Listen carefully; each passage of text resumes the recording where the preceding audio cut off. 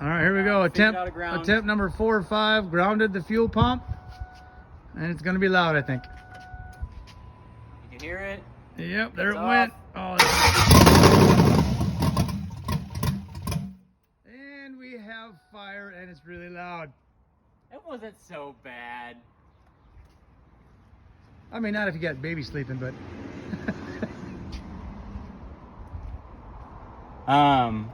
It died though. Let me try it again.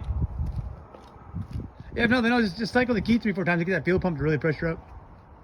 Well, there could be air in there, yeah. Here we go.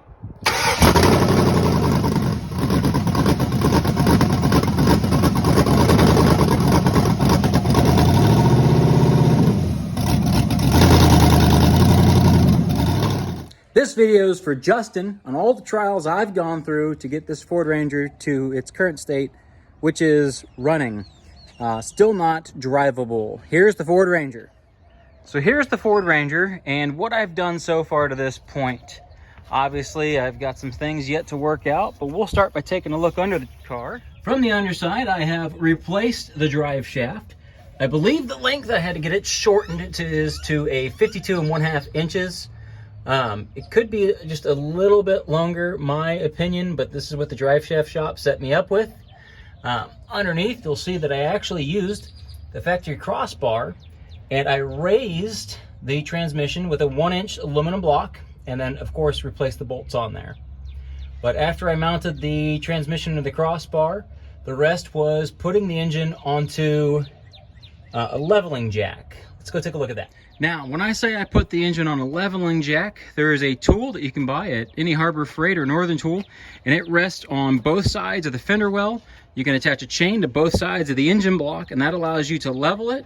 And then during that time, you can also help set the angle of the engine so you can get roughly a 3-degree incline back to help line up the drive shaft to the differential.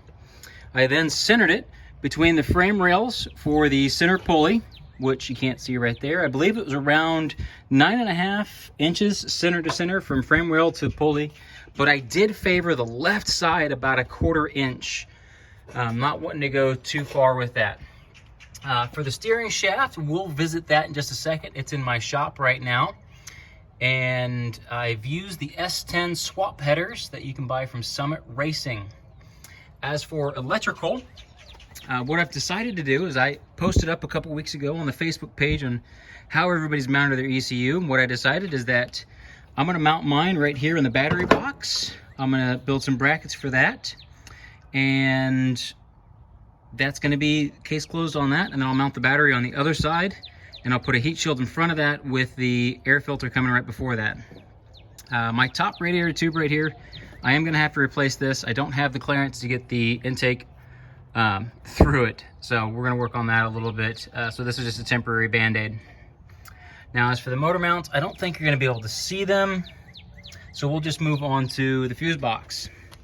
So as far as actual wiring, I attached into the original 442 pin, and I made my own diagram that I can share with everybody. But basically you have one that goes to your OBD2 port, one to go to your tach, oil pressure, heat, all of everything that went from your original Ford ECM goes to the dash through this 442 pin.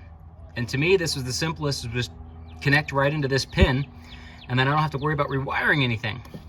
Now there's 2 exceptions. You'll notice that there is 2 purple wires here. This is coils right side of the engine, injectors left, injectors right side of the engine, coils right. And what I have done is I went to the salvage yard and I basically robbed Peter to pay Paul.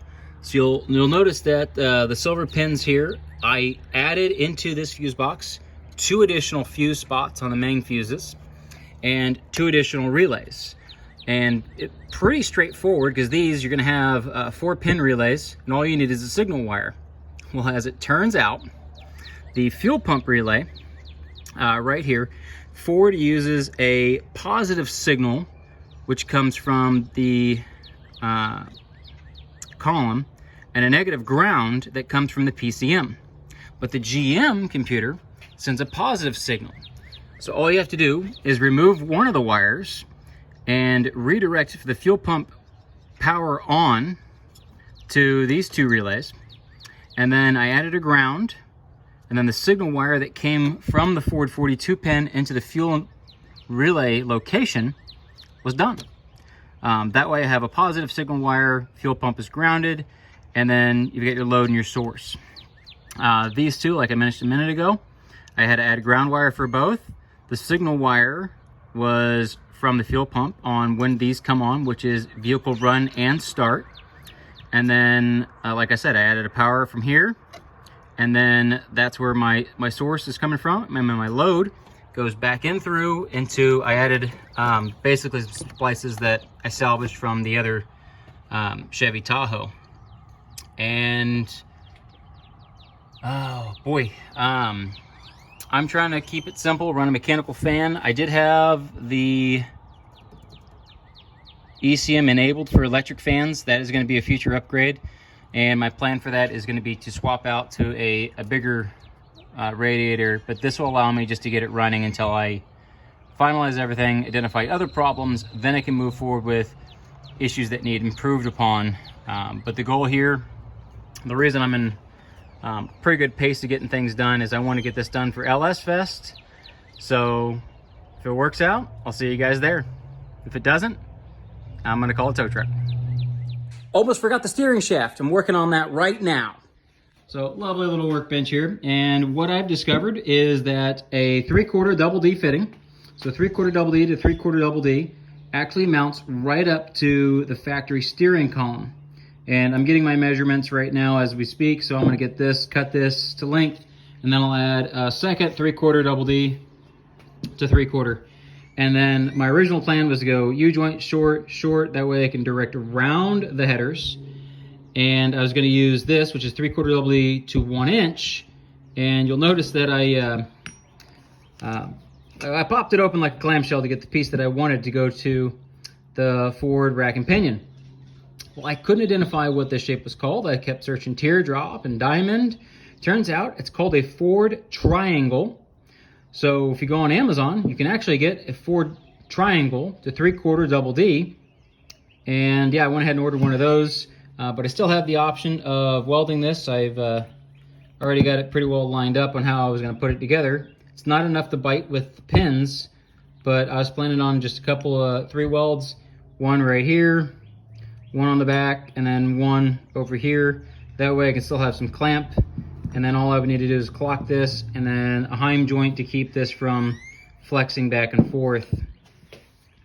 But hopefully my thoughts make sense, and enjoy.